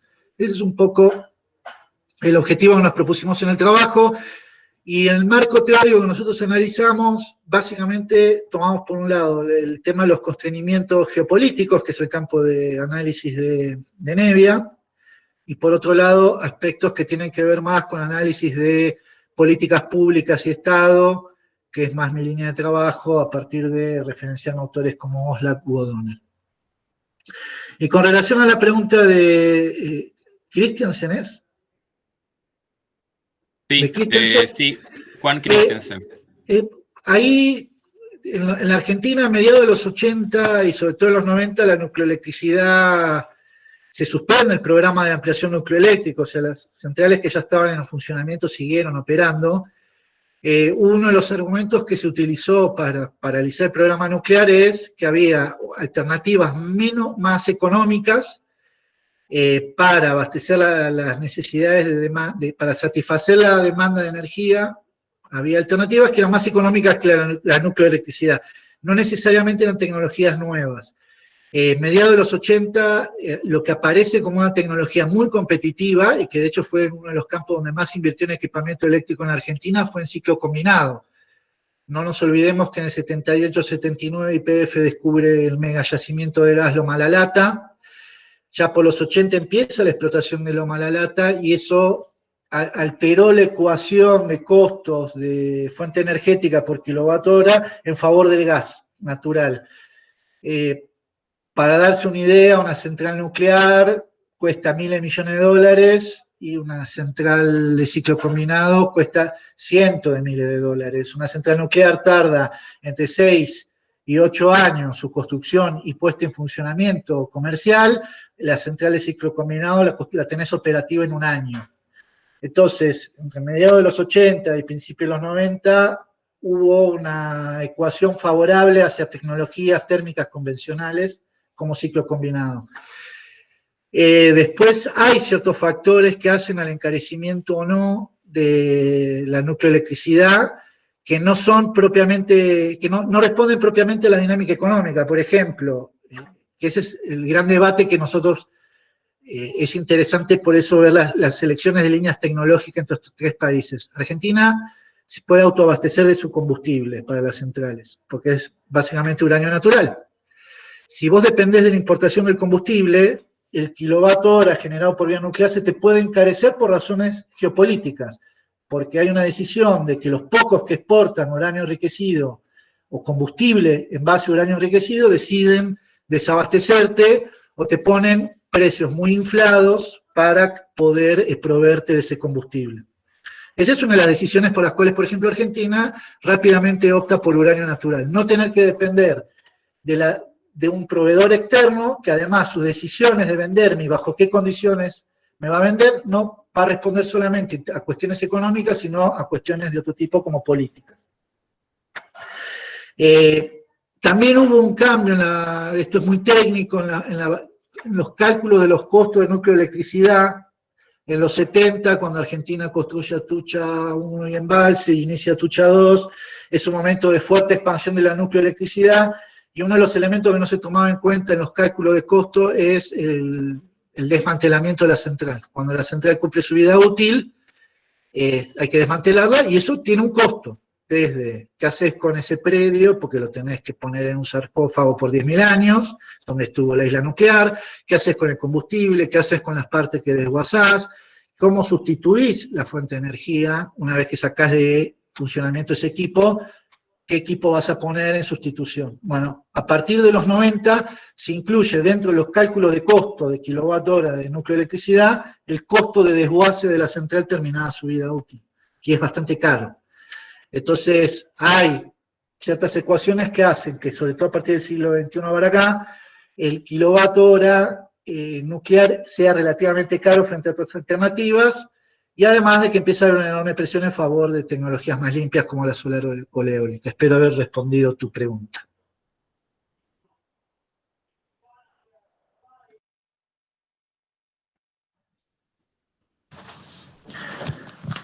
Bueno, me parece que me toca a mí, ¿no? Sí, Luciano. Bueno, a ver, tengo algunas preguntas que cruzan a varios. La de Pablo Camani, asociada a la transferencia de tecnología, está relacionada con la tercera, creo que hizo Clara. Bueno, Pablo dice que está desarrollado, pero o sea, está transferido, pero no aplicado. Bueno, esa es la discusión. ¿A qué entendemos por transferencia de tecnología? Si vos entendés por transferencia de tecnología que el producto esté desarrollado, pero no aplicado, bueno, es una cosa. Yo no entiendo eso en el texto.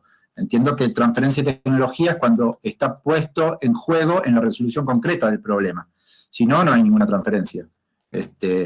A no ser que entiendas de algún modo la transferencia en sentido estricto al sector industrial y obtener una patente sea transferencia de tecnología, ¿no? En el marco conceptual que yo estoy trabajando, no. La transferencia de tecnología implicaría que esté todo el proceso terminado e incluso el conocimiento puesto en juego en la práctica, localmente situado con los usuarios finales en la resolución del problema. Entonces, si lo miramos en ese sentido, no hay, o hay distintas dinámicas de transferencia de tecnología en los periodos, y esto respondería un poco desde mi perspectiva a lo que pregunta Clara asociado a la patente. Bueno, si efectivamente hay una estrategia de las empresas, que además son empresas que desarrollaron estas cosas con fondos públicos, porque las empresas que trabajaron en kits para Chagas lo hicieron utilizando fondos del Fit for Norsec, ¿no? De los fondos sectoriales, y si están deteniendo o teniendo una estrategia que tiene una dinámica X por una estrategia comercial, desde la perspectiva de análisis que yo tengo, eso atenta contra la transferencia real de la tecnología. Yo entiendo lo que dice Clara y también lo que dice Kamani, pero desde esta perspectiva, bueno, el problema sigue sin resolverse. Se sabe hacer, ¿no? Pero está detenido en esa etapa. Respecto de lo que menciona Clara de la clínica, y de algún modo está asociado a lo que pregunta Martín de los pacientes, ¿no? También, efectivamente, la investigación clínica en Chagas, en la Argentina, es la menos representada de todas. Nosotros hicimos una investigación sobre toda la producción de conocimiento asociada a Chagas, y el área menos representada de todas, incluso menos que el vector, que el insecto, digamos, es la clínica. Y además de eso, no es que no hay investigación, por supuesto que hay investigación, y además de eso, los grupos que trabajan en clínica son esos del segundo grupo que yo mencionaba, que son los grupos que no elite, digamos, que yo le llamé, ¿no? No yo, eso lo tomo de un texto de Pablo Kremer y Juan Pablo Zavala. Son grupos que no están internacionalizados, que no publican en inglés, que están anclados territorialmente en las zonas endémicas y por tanto no se vinculan con los grupos de elite, digamos, y en ese sentido tienen menos acceso a financiación, no acceden a los grandes subsidios, no son tomados en cuenta por las instituciones hegemónicas, etcétera, etcétera. Y respecto de la PCR, bueno, mira, yo realmente no hice una investigación en valores, te respondo con una charla y una entrevista que tengo pendiente, pero de hace 15 días, de la doctora, siempre me equivoco el nombre, se llama Carolina Carrillo, que es la que desarrolló el kit de Chagas en la Fundación Milstein, y desarrolló el de COVID también. Ella dice que los kits desarrollados con PCR normal salen entre 15 y 20 dólares, mientras los kits que ellos desarrollan salen entre 5 y 10 dólares. O sea, entonces, ya partiendo del valor del test mismo, hay una diferencia de costos enorme. Por otro lado, los equipos de PCR necesarios para el desarrollo de los kits tradicionales de RT-PCR, según los valores que dio ella hace 15 días, salen $80.000. No hay en todas las provincias, tampoco en todas las provincias endémicas. Por supuesto que hay más que hace 20 años, etcétera, pero no hay. Además, esos equipos necesitan el personal, pero eso también se puede resolver. El problema más grave, y sobre todo ahora, es el mantenimiento de esos equipos, que según lo que ella comentó, de nuevo, no es un dato que yo construí, los técnicos que arreglan esos equipos no están movilizándose ahora. Entonces, si el equipo tiene un problema, tampoco se puede poner en movimiento. Hay un montón de condicionantes en la aplicación de esa tecnología de PCR más tradicional a esta nueva, ¿no? Que atenta de nuevo contra la transferibilidad o la aplicabilidad de la tecnología que estamos considerando. De todos modos, es cierto, esta dinámica del COVID de repente modificó relaciones de poder, modificó procedimientos administrativos, modificó requerimientos burocráticos un montón de cosas modificó que no las tengo claras porque hay que investigarlas, pero que hicieron que el mismo proceso que para Chagas tardó 9 años, para COVID, obviamente, habiendo tenido el desarrollo, pero no es que esto se desarrolló para Chagas, la tecnología ya existía, el mismo test se hizo para chikungunya, para Zika, para dengue, ¿no? Y en Chagas se está aplicando, ya está en hospitales siendo aplicado en 4 meses. Entonces ahí me parece que hay un elemento interesante para seguir discutiendo estos conceptos, que por otro lado yo trato de movilizar acá de una forma así como muy, justamente para generar discusión, no es que es un solo caso donde estoy movilizando conceptos muy, muy, muy potentes. Como dice Diego, bueno, ¿de dónde tomo o cómo operacionalizo esto de la función manifiesta y función latente? Bueno, no es algo que yo hice para esta investigación, pero en el texto yo lo pongo en movimiento desde 2 lugares. Lo de la función manifiesta, por un lado, basándome en entrevistas que hicimos con Hugo Ferposi para otro texto, y otras que hizo él y están desgrabadas, donde se expresa la opinión tanto de los biólogos moleculares como de los bioinformáticos, ¿no? Ellos quieren resolver, quieren curar la enfermedad, quieren aportar conocimiento a la resolución del problema social, lo manifiestan expresamente, eso por un lado, y por otro lado de la lectura de los proyectos. En los proyectos también se expresa retóricamente esta función de, bueno, estamos pidiendo este subsidio para hacer esto, y para mí eso lo tomo como una función manifiesta, y la latente es una interpretación mía, por supuesto. El problema de Chagas no se resolvió, pero miren, estamos resolviendo el de COVID. Entonces esa traslación, esa interpretación de la función latente es mía. Respecto de los pacientes, Martín,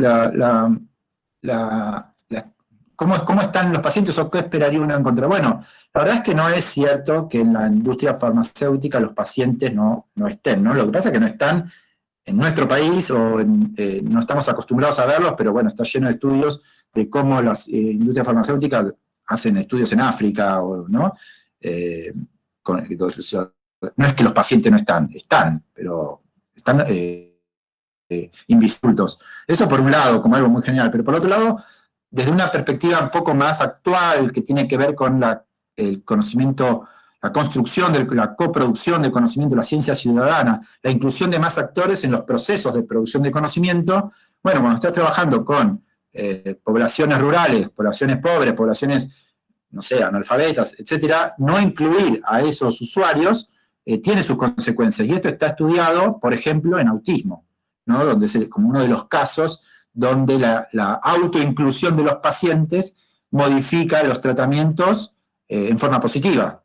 Desde esa perspectiva, un poco es mi intención. Por supuesto que desde una perspectiva más clásica, se asociaría a lo que yo entiendo que vos estás diciendo, ¿no? La industria farmacéutica tradicional no tiene en cuenta esta perspectiva, normalmente. Pero esto está cada vez siendo más movilizado, más reclamado, está presente cada vez en más protocolos, etcétera, etcétera. Y en un caso, como el Chagas, que hace 100 años venimos como sociedad trabajando en el problema, generando conocimiento y no lo podemos resolver, bueno, parecería razonable tratar de aplicar estas perspectivas donde incluir a las poblaciones en riesgo, vulnerables, etcétera, podría decirnos algo acerca de cómo resolver un poco más el problema. Tiene que ver con eso, con esa mi intención de incluir esa crítica. Y finalmente lo de Hugo, de los organismos internacionales, bueno, sí, yo acá me centré en la Argentina, porque era un poco la intención del libro y del capítulo, pero claramente, y son uno de los responsables, de algún modo, de las dinámicas que adquiere la investigación y la transferencia de tecnología en Chagas, son los organismos internacionales, tanto en biología molecular, ¿no?, como en el proyecto Genoma Tripersonal COUSI, cruzado por financiación internacional, ambos procesos, bioinformática también, y en el desarrollo de los kits asociados al programa TDR de la Organización Mundial de la Salud también, ¿no? Los organismos internacionales muy presentes de algún modo en la estructuración, en el apoyo de ciertos, o en la selección de los actores locales que van a ser aquellos que van a movilizar conocimiento para intentar resolver el problema, apalancados por organismos internacionales, no apoyan a los que están asociados a la clínica, como decía Clara, ¿no? Que están trabajando en regiones endémicas. Bueno, no tienen acceso a eso. En general, hay casos, hay excepciones, pero las dinámicas generales que yo describo no tienen que ver con estas asociaciones, actores regionales que no están en zonas endémicas asociadas a agencias internacionales. No, los que se asocian a agencias internacionales son los del Instituto Leloir, los que están en los grandes centros académicos, y las instituciones internacionales le imprimen su propia dinámica, ¿no? O sus propias reglas del juego. Esto cambió un poco en los últimos tiempos, pero que esto no está tan representado en el texto, con la presencia de Chagas en el resto de los continentes y la aparición de la DNDi, la iniciativa, que es una ONG, pero es una ONG que está financiada por laboratorios farmacéuticos. La iniciativa para el desarrollo, investigación y desarrollo de enfermedades negadas Y ahí sí hay actores internacionales muy fuertes asociados a farmacéuticas transnacionales que están trabajando con pacientes concretos en zonas endémicas. Pero para el desarrollo o es la interpretación que yo hago, para el desarrollo de medicamentos justamente porque la enfermedad llegó a los territorios de los países desarrollados. Entonces aparecen nuevos mecanismos institucionales aprovechando dinámicas existentes, capacidades regionales, etcétera, que se reconfiguran para trabajar en el problema bajo esta retórica e involucrar a los laboratorios farmacéuticos transnacionales. Creo que no me queda ninguna por responder. Bueno,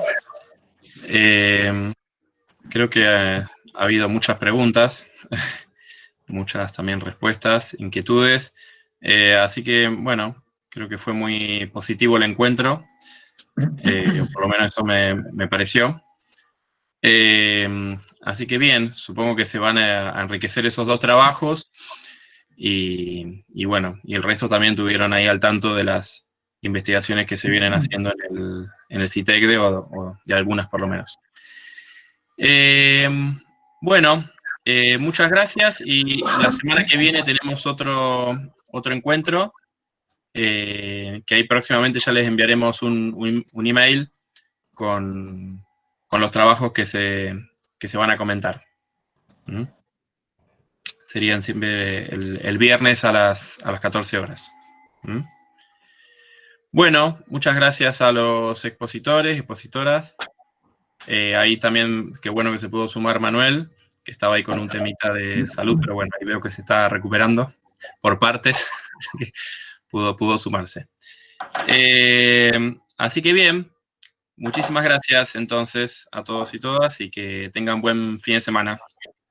Bueno, gracias Nevia, gracias Manuel, gracias a todos. Gracias a ustedes por habernos invitado. Dale, y bueno, nos encontramos el viernes que viene.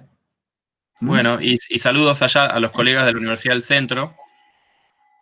Mandale ahí saludos ahí a las chicas. Pues siempre son, bueno, hay un montón de chicas, siempre son las chicas de la Universidad del Centro, nosotros le decimos. Las chicas CTS de la Universidad del Centro. Bueno, chao, que anden bien, che. Chao, chao. Chao, chao.